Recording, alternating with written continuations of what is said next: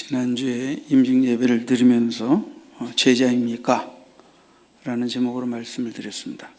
제자는 주를 계속해서 배우고 따르고 순종하고 그리고 가르치는 자입니다.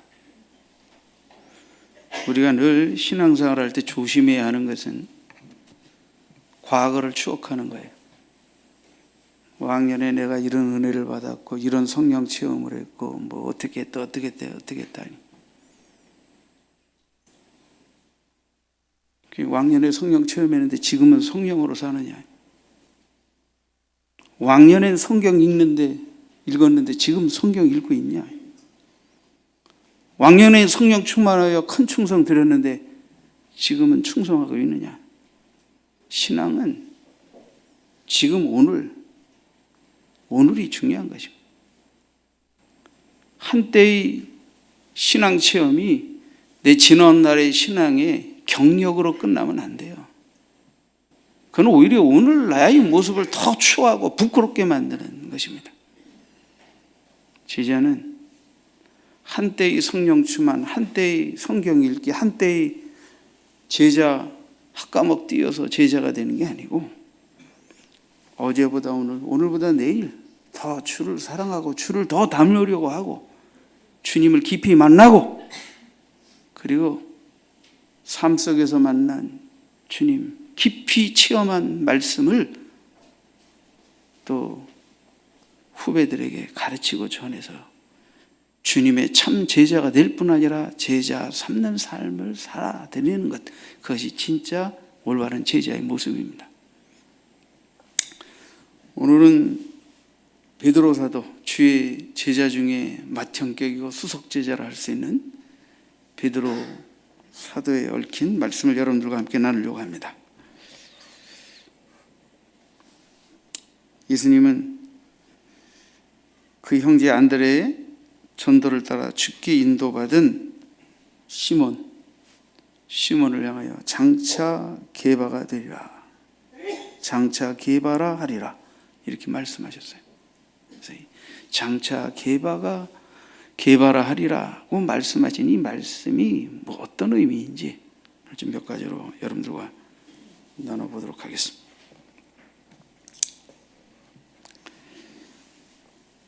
이 주님이 시몬을 향해, 시몬은 이제 부모님이 지어주신 이름이고 이제 장차 게바라 하리라 라고 하는 이 게바는 아람어고 이제 헬라어로는 이제 이 케파스라고 하는 이 단어인데, 이 단어, 이 이름을 지어주시면서 주님은 이제 이 시몬이 새로운 주님의 계획과 뜻 가운데서 인도되는 인물이 될 것을 이제 말씀하고 계십니다.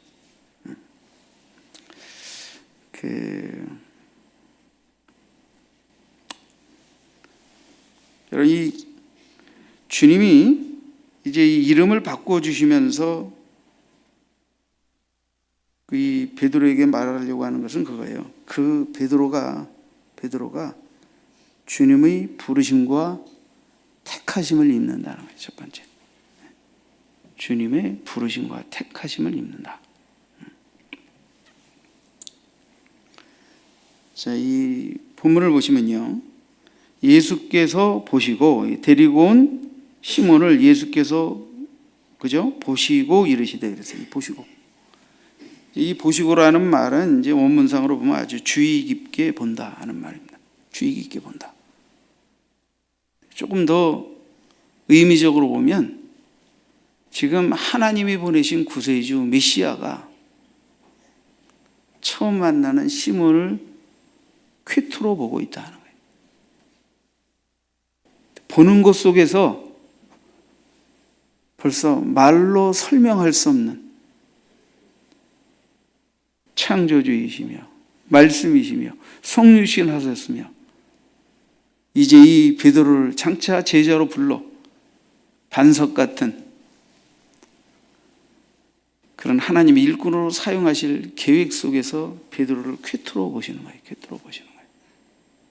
그러니까 여기에 그 누구도 느낄 수 없는 주님과 베드로 사이에서 베드로는 주님이 자기를 주목하여 보시면서 장차 게바가 될 것이다.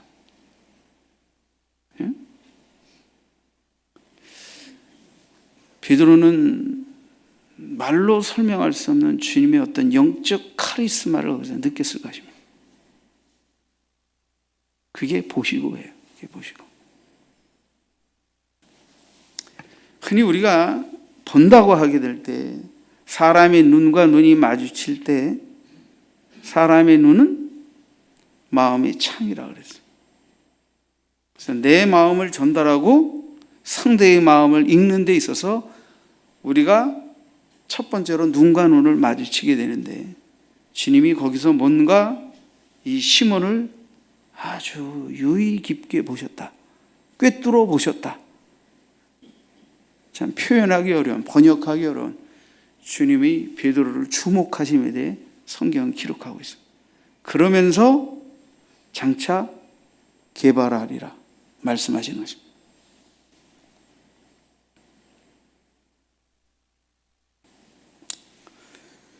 주님은 당연히 베드로가 누구인지를 이미 아시죠.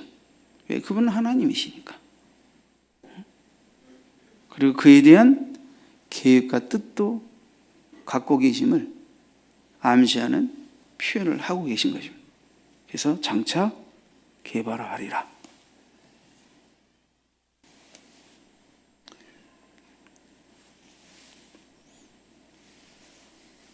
여러분은 예수의 꿈입니다.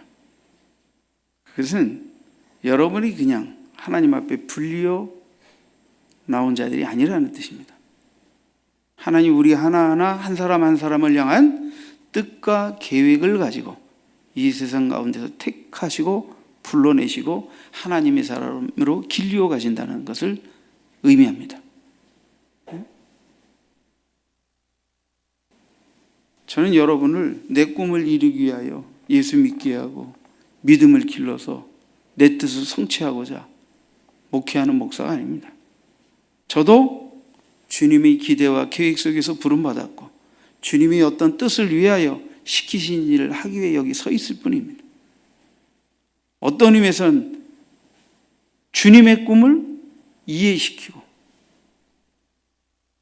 주님의 섭리를 따라 부름받은 것을 자각하게 하고 좀 더 적극적으로 능동적으로 그 부르심에 응하고 더 온전한 제자의 삶을 향해 다가가서 주님의 꿈을 정말 이루어드리는, 어떤 면에서 주님이 우리를 통해 그 꿈을 세우신 뜻을 펼치실 수 있도록 하는데 주님의 심부름꾼 역할을 하는 것뿐입니다.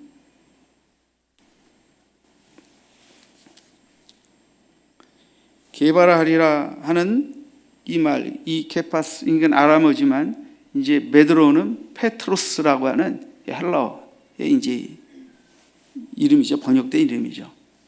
그래서 원래 원명은 페트로스라고 이제 이게 정확한 발음입니다. 헬라어 페트로스. 그래서 이 게바라는 이 케파스라는 말은 이게 이제 아람어고요. 아람어고. 자, 우리가 두 번째 생각할 것은 예수 그리스도가 누군지를 알고 믿고 고백하는 자가 되게 하시겠다는 거예요. 주의 제자로 부르시고 사도로 부르신 주님이 이 주의 제자 이 시몬 베드로를 점점 주님을 알아가며 이분이 누구인지를 정확하게 알고 배우면서 어떻게 돼요? 이제 진짜 자기 믿음의 고백으로 그 주님이 누구이신지를 알고 믿었습니다 라고 고백하게 하신다는 거예요. 장차 게바가 되리라 라고 하는 말은 이제 원문상에는 장차라는 말은 없습니다.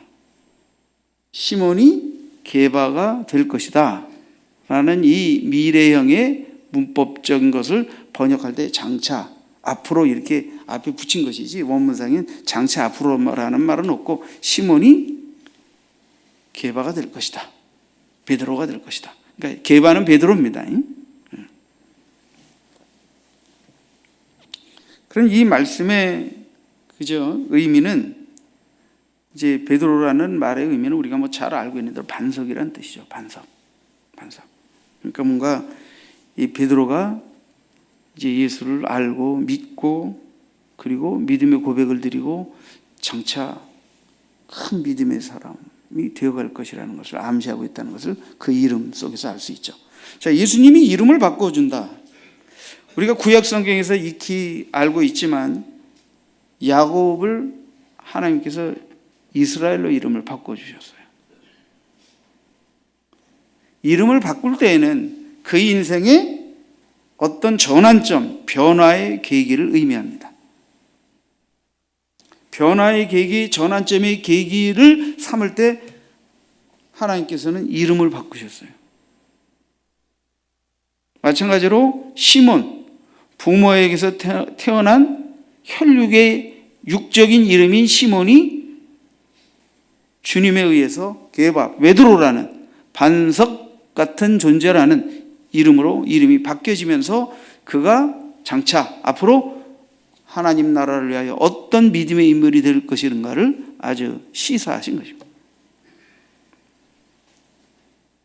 이것은 주님의 그를 향한 전적인 주도적인 계획이며 뜻이며 섭리입니다. 베드로가 내가 어떻게 되겠다라는 의욕에서 생겨진 이름이 아니라는 말입니다. 여러분들도 이름이 계시죠? 저도 이름이 있습니다. 저 이재관. 우리 황한수 집사님이 항상 기도하실 때 이재관 목사님 이렇게 하면서 이제 기도하시지 않습니까? 그죠? 그래서 이 황한수 집사님이 대표 기도할 때마다 황한수 집사님 어떻게 계시나 이재관 목사님 이렇게 기도하다 보니까 우리 성도들도 저를 위해 기도할 때마다 이재관 목사님 이렇게 기도하는 습관이 생겼어요.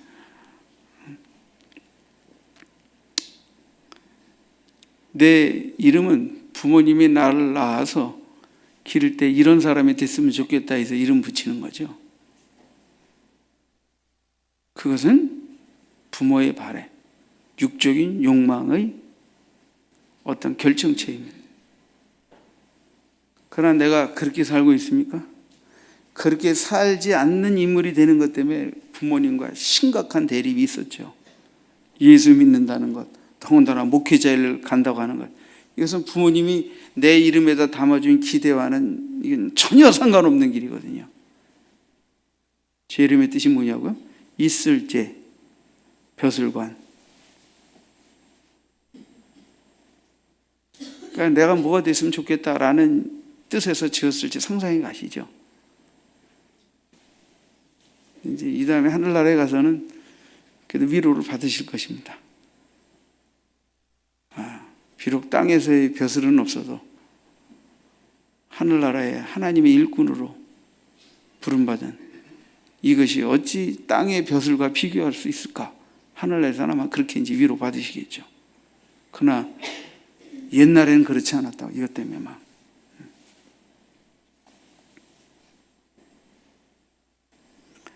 이름을 바꾸신다. 물론 주님이 여러분을 바라보시면서 이름을 하나하나 바꾸시진 않았어요.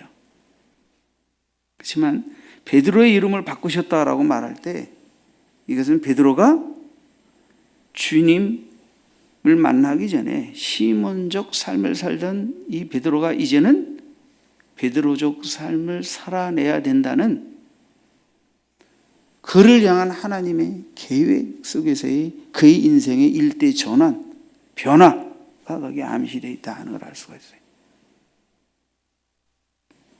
그래서 우리가 예수를 믿기로 작정하고 주님을 따르게 되면 내가 믿음이 많지 않아서 원든 원치 않든 우리는 점점 주님을 알아가면서 주님이 우리의 삶을 향해 계획하는 대로 점점 어떻게 돼? 인생이 변화되고 마음이 변화되고 뭔가 새로운 삶을 향하여 인도되게 된다 하는 것을 여러분들이 좀 눈치를 채셔야 합니다.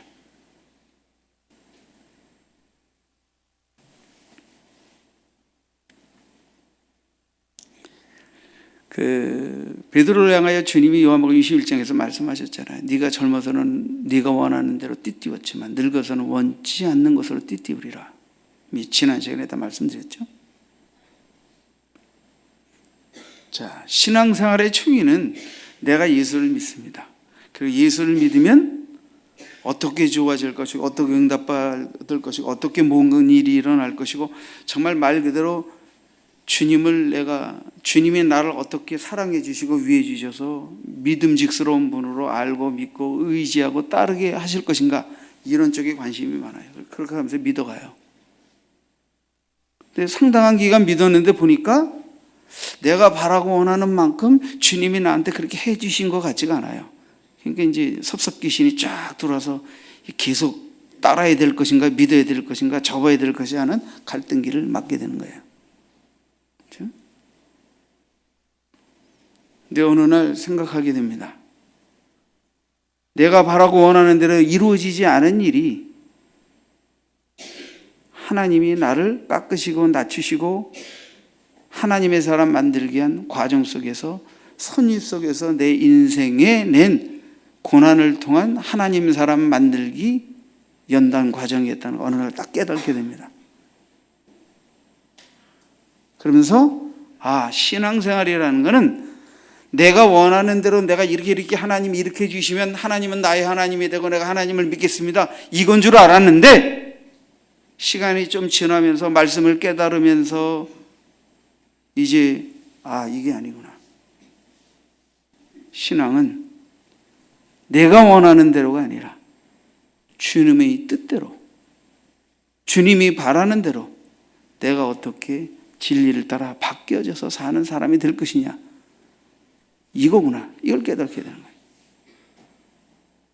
그러면서 처음에는 하나님이 섭섭했는데 이제 딱 철이 들면 내가 얼마나 나귀같이 잘 이끌려지지 않고 길들여지지 않고 자라지 않고 노새같이 뻗대고 고집부리고 변화 안 되고 이런 하나님의 사람이었는가를 이제 들여다보게 되는 겁니다. 그러면서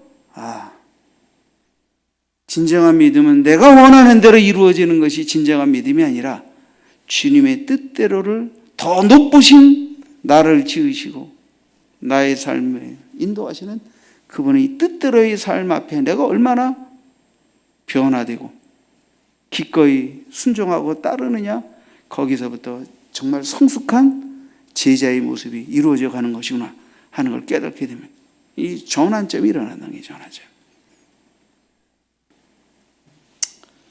주님의 부르심, 이것은 전환점의 출발이지만 믿음 생활의 여정에서 훨씬 더 확 주님이 주인 되심을, 이제는 내가 주인으로 모셨어도 주요하면서도 여전히 내가 주인 되어 주님을 온전히 주인으로 대접해드리지 못했던 많은 부분들을 놓고 내 뜻대로 이루어 주시지 않았다고 툭툭거리고 입 내밀고 원망했던 이것이 얼마나 하나님 앞에 철이 없고 어리고 미숙한 신앙이었는가를 어느 날 깨닫게 되면서 주여 하는 순간 내 속에서 이제 진짜 하나님 앞에 내 주권을 내려놓게 되는 거예요. 내 주도권을 내려놓게 되고 나를 지으시니가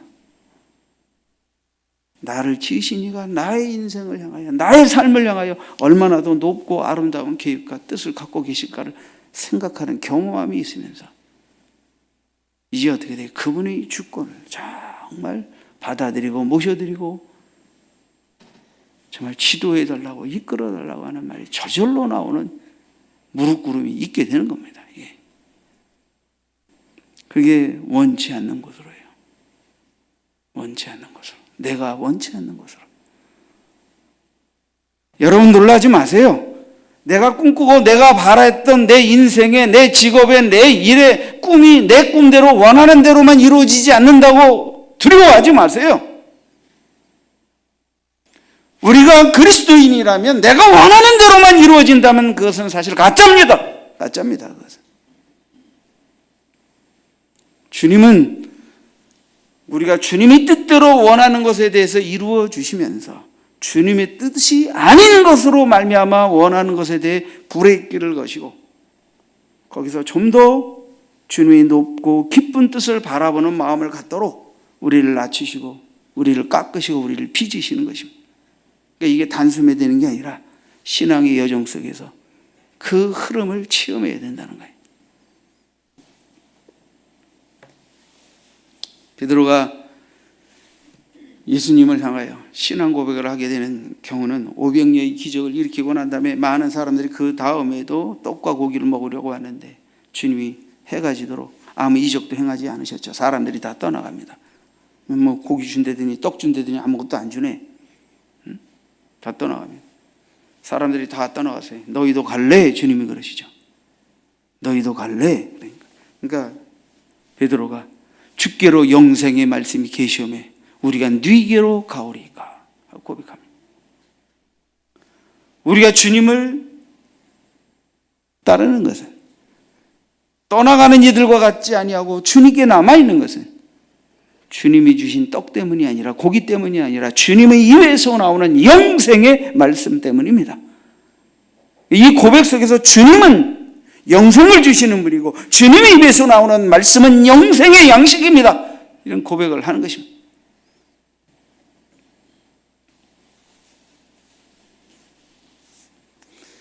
우리가 주는 하나님의 거룩하신 자신 줄 믿고 알았사옵나이다. 이게 대략 베드로가 예수님을 따른 지 한 1년 몇 개월 된 지난 시점이라고 보면 됩니다. 주님을 알아가고 주님을 향하여 이런 믿음의 고백을 할 수 있게 된 것입니다.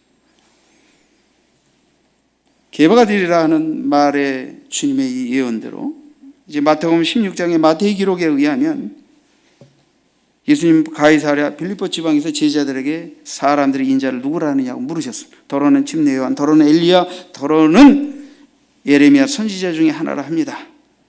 그때 주님이 물으셨습니다. 너희는 나를 누구라 하느냐? 그때 시몬 베드로가 대답하여 이르되 주는 그리스도시요 살아계신 하나님의 아들이시니이다. 주는 그리스도시요 살아계신 하나님의 아들이시니이다. 베드로가 이런 신앙 고백을 하게 되니까 주님이 그리스도고 하나님의 아들이라는 고백을 하게 되니까 예수께서 이렇게 말씀하셨습니다. 바요나 시몬아, 시몬아, 내가 복이 있도다. 이를 내게 알게 한 이는 혈육이 아니요 하늘에 계신 내 아버지시니라. 내가 바로 그리스도고 살아계신 하나님의 아들이라는 사실을 네가 알고 믿게 되고 이것을 믿음의 고백으로 내게 했는데 이것을 알게 한 것은 아버지 하나님이시다. 그러니까 아버지 하나님이 계시의 은혜가 아니었다면 네가 나를 그렇게 알고 이 믿음의 고백을 할 수 없었다 하는 것을 말씀하고 계신 것입니다.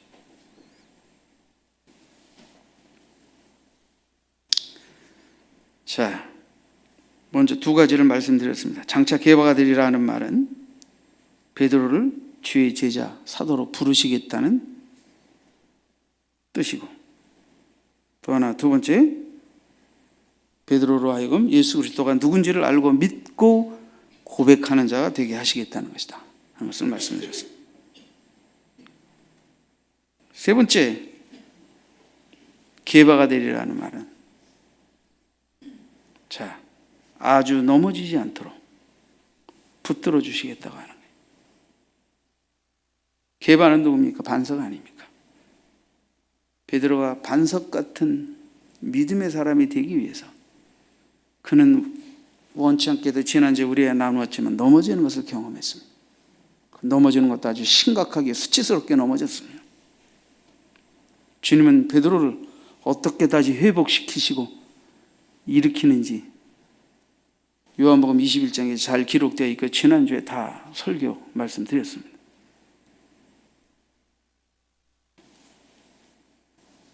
주님은 아셨습니다. 가장 극렬한 사탄의 공격이 이제 주님이 십자가의 잔을 마셔야 되는 상황에서 예수님과 제자들에게 임하게 되는 것을 아셨습니다. 주님은 베드로가 3번 부인할 것도 아셨습니다. 그래서 주님은 베드로로 하여금 아주 그 믿음이 식어지지 않도록 기도하셨습니다. 내가 너를 위하여 네 믿음이 떨어지지 않기를 기도하여노라. 그뿐 아니라 주님은 베드로가 자신의 믿음을 회복하고 그리고 형제들의 믿음을 굳게 하는 자리에까지 나아가게 될 것을 아셨고 또 위하여 기도하셨습니다. 주님은 베드로가 시험을 겪게 되어질 것을 아셨고 그 시험을 겪게 될 때 주님을 향한 믿음이 아주 떨어지지 않도록 아주 뿌리 뽑히지 않도록 기도하셨다는 거예요. 그리고 반드시 돌이켜서 더 굳건한 믿음 위에서 형제들의 믿음을 굳게 하는 자로 쓰일 자가 되기를 기도하셨던 것입니다. 그러니까 주님이 장차 개바가 되리라, 개바라 하리라 라는 주님의 이 베드로를 첫 만남 속에서의 이 예언적 말씀은 이미 주님의 베드로의 생애 속에 그가 어떤 하나님의 나라의 일꾼이 될 것인가에 대한 청사진을 담고 계획을 담고 의도를 담고 벌써 말씀하셨다는 것을 알 수가 있습니다.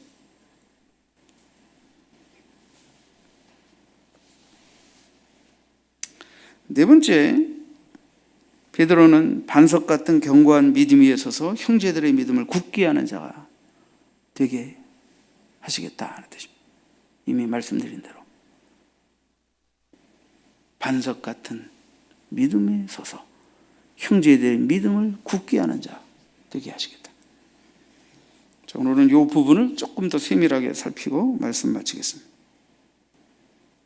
자, 여러분 지난주에 우리가 나눴던 본문에 이어서 조금 베드로전서 5장 10절을 보시죠. 베드로 사도께서 그의 서신의 마지막 권면이라고 할 수 있는 아주 중요한 권면이 들어가 있는데요. 좀 성경을 여러분들이 펼치시면 좋겠습니다. 펼쳐도 되고 못 펼치시는 분은 여기 본문이 다 있으니까 자막 보시면 되겠습니다. 자막 보시죠.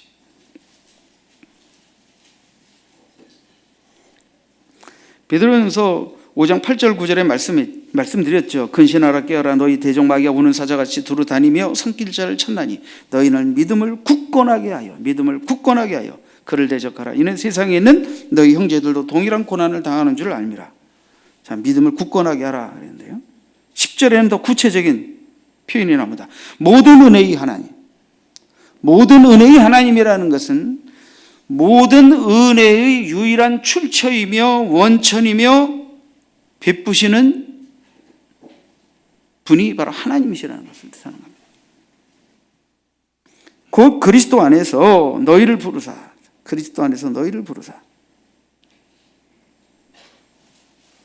자기의 영원한 영광에 들어가게 하시니가 잠깐 고난을 당한 너희를 우리를 부르시고 영원한 영광에 들어가시니 이미 그를 믿는 자에게 장차 누릴 영원한 영생의 소망을 주셨다는 거예요.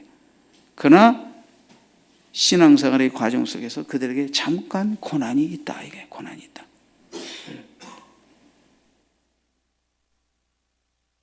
그러나 그 고난당한 너희를 어떻게 하시겠다? 온전하게 하시며 굳건하게 하시며 강하게 하시며 털을 견고하게 하시리라. 자, 이게 뭐 뜻은 조금 차이는 있지만 의미는 똑같습니다. 강하고 굳건하고 견고한 믿음을 갖게 할 것이다 라고 베드로 사도께서 마지막 권면을 하고 있는데 이거를 비슷한 말을 4번이나 반복해서 성경에 이런 표현이 이렇게 흔하지 않아요. 보통 2번, 3번까지는 있지만 이게 4번까지 그렇죠? 온전하게 하시고 굳건하게 하시고 강하게 하시고 털을 견고하게 하시리라.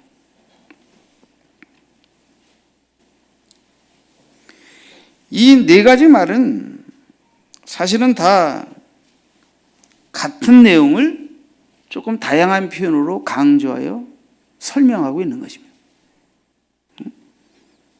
자, 온전하게 한다는 말은 온전하게 한다는 뜻도 되지만 배를 수선하고 정비한다 이런 뜻이 있습니다.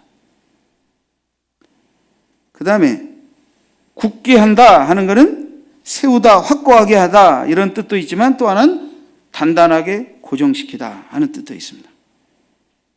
그러니까 배를 수선해서 이제 써야 할 곳을 위하여 이제 정박시켜서 단단하게 고정해 놓는 거예요. 수리가 끝난 거예요. 응?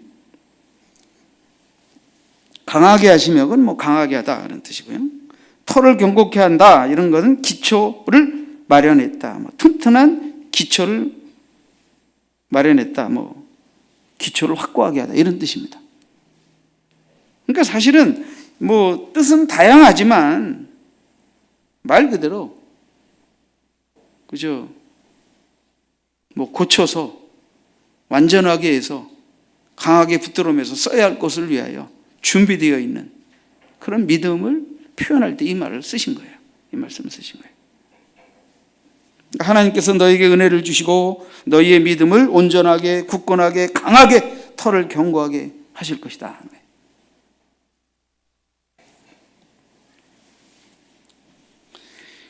이 원문상의 의미로 보면 이 동사들은 기원하는, 그렇게 되기를 바란다라는 기원형이 아니고 직설법 미래형입니다.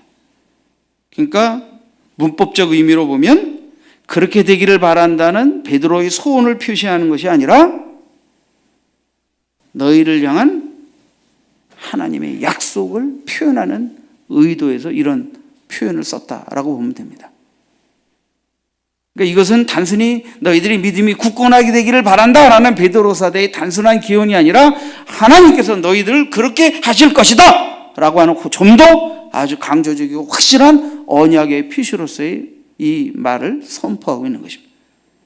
이럴 때 이것은 바로 베드로가 자기가 시몬인 내가 베드로가 되어 오늘 너희의 믿음을 굳게 하는 자로서 이것을 권면하는 자가 된 것, 바로 베드로의 자기 고백, 자기 확신, 나를 여기까지 이끄신 하나님의 만드심, 세우심, 이끄심, 성숙시켜 주심, 굳건하게 만드심, 정말 베드로가 되게 하심, 반석 같은 믿음의 사람이 되게 하심 속에서 너희를 향하여 반석의 믿음을 전하고 격려하는 자가 되게 하신 것처럼 하나님도 나를 그렇게 하신 것처럼 너희를 그렇게 하실 것이다 라고 하는 하나님의 약속에 대한 분명한 선포를 하고 있는 것입니다.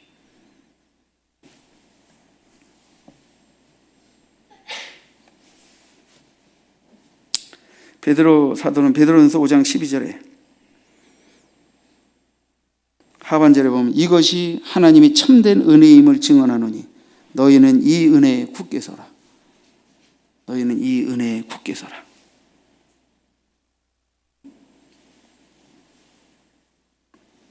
저는 장례식에 가면 저 요단강 건너편에 뭐 이런 장례식 찬송 다들 부르잖아요.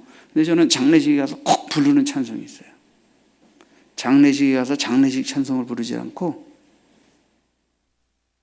저는 꼭 이 찬송을 부릅니다. 우리 488장인데요. 이 몸의 소망부인가, 꼭 이 찬송을 부릅니다. 이 몸의 소망부인가 우리 주 예수뿐일세. 우리 주 예수 밖에는 믿으리 아주 없도다. 무섭게 바람 부는 밤 물결이 높이 설렐 때 우리 주 크신 은혜의 소망에 닫힐 줄이라. 세상이 믿던 모든 것 끊어질 그날 되어도 구주의 언약 믿사 내 소망 더욱 크리라. 바라던 천국 올라가 하나님 앞에 배울 때 구주의 의를 힘입어 어여치 바로 서리라.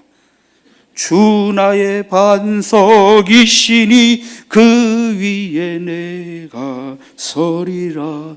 그 위에 내가 서리라. 반석이신 주님을 믿는 믿음 위에 내가 선다. 그래서 베드로가 반석인 것은 반석이신 구원의 반석이신 예수 그리스도를 믿는 신앙의 고백을 지녔기 때문에 반석이신 예수 같은 반석의 성도가 된다 하는 것을 표현하는 거예요. 그래서 예수님은 우리 믿음의 반석이시고 베드로는 그 예수를 온전히 알고 믿고 신앙을 고백한 신앙 고백을 지녔으니 반석 같은 믿음의 성도가 되는 겁니다. 주님은 교회를 내가 이 반석에 내 교회를 세우리니 그럴 때 바로 교회의 기초이신 예수 그리스도 위에 그 예수를 주는 그리스도시요 살아계신 하나님의 아들입니다라고 믿고 고백한 그 신앙 고백의 터 위에 교회를 세워 나가시겠다고 축복하신 것입니다.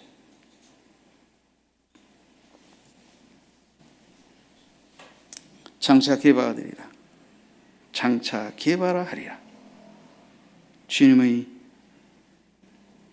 베드로를 향하여 시몬을 향하여 첫 만남 속에서 이 말씀을 베풀고 계신데 제가 짧게 베드로의 생애를 몇 군데 짚어서 베드로의 생애에 일어날 일에 대한 예언적 주님의 이 놀라운 말씀이 어떻게 전개되고 있는가를 네 가지로 요약해서 여러분에게 말씀을 드린 겁니다. 장차 개발하리라. 장차 개발하리라. 이 말은 주님이 베드로를 부르시고 택하시겠다는 것입니다. 주님은 그 베드로를 예수가 누구인지 알고 고백하는 자가 되게 하시겠다는 것입니다. 베드로가 한때 넘어지는 일이 있었지만 붙들어 주시고 지키시고 회복시켜서 절대로 완전히 엎어러지는 자가 되게 방치하시지 않겠다는 의도이십니다. 그리고 마침내 반석 같은 굳건한 믿음에 그 자신이 서서 많은 성도들의 믿음을 굳게 하는 자로 일하게 되는 자가 되게 하실 것이다 라는 이 주님의 그를 향한 계획과 작정대로 베드로는 주님의 12제자 가운데서 수석 제자가 되어 제자들을 리더하고 초대교회를 리더하는 귀한 주의 제자가 되었던 것입니다. 사랑하는 성도 여러분, 우리는 히브리 기자가 우리에게 도전하는 이 말씀을 좀 묵상하길 원합니다. 때가 오래되었으므로 너희가 마땅히 선생이 되었을 터인데 너희가 다시 하나님의 말씀의 초보에 대하여 누구에게서 가르침을 받아야 할 처지이니 단단한 음식은 못 먹고 젖이나 먹어야 할 자가 되었도다. 이는 젖을 먹는 자마다 어린아이니 의의 말씀을 경험하지 못한 자요 단단한 음식은 장성한 자의 것이니 그들은 지각을 사용함으로 연달을 받아 선악을 분별하는 자들이니라.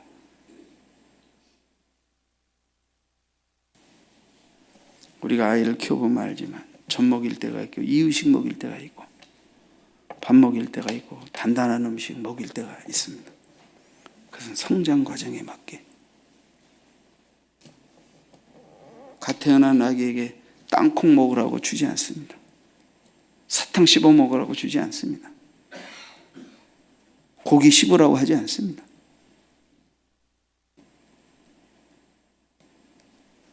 난 믿음이 오래되었는데 영적 미숙아가 되어 먹여주는 젖꼭지만 빨고 있는 신자입니까? 아니면 좀 단단한 음식도 먹어보려고 하고 때로는 소화가 안 될 때도 있고 힘들 때도 있지만 소화해 보려고 하는 성도인가요?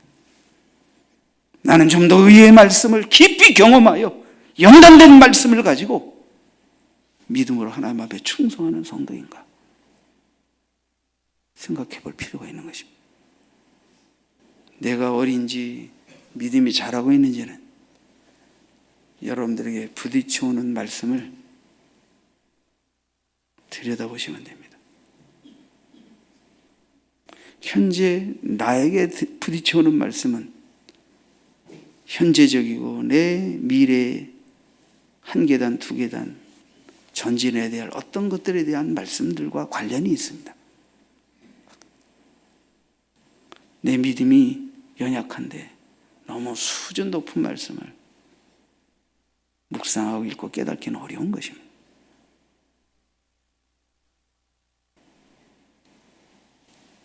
여러분,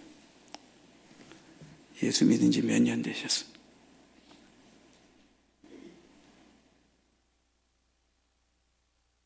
전 고등학교 2학년 때 예수 믿고 1년 반 뒤에 6개월 뒤에 소명받고 신학교 가서 그때부터 전도서 생활했습니다.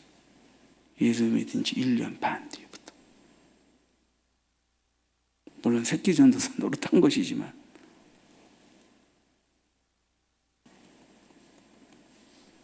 여러분 몇 년 믿으셨는데 나보다 오래 믿은 사람한테 어쩔 수 없겠지만 오래 믿었다 하나 믿음이 흔들리고 있는 사람, 연약한 믿음의 사람들에게 여러분이 경험하고 알고 확신하여 담대하게 힘주어 권면하고 말씀할 수 있는 그 말씀이 있습니까?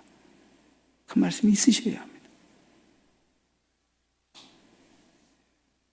지금 밖에 나가면 위리하고 방하고 흔들리는 영혼들 많습니다. 왕년에 교회 잘 나갔다는 게 중요한 게 아니에요. 왕년에 성전 지었다는 게 중요한 게 아니에요. 왕년에 헌금 많이 냈다는 게 중요한 게 아니에요. 지금 내 모습이 어떠냐 이게 지금.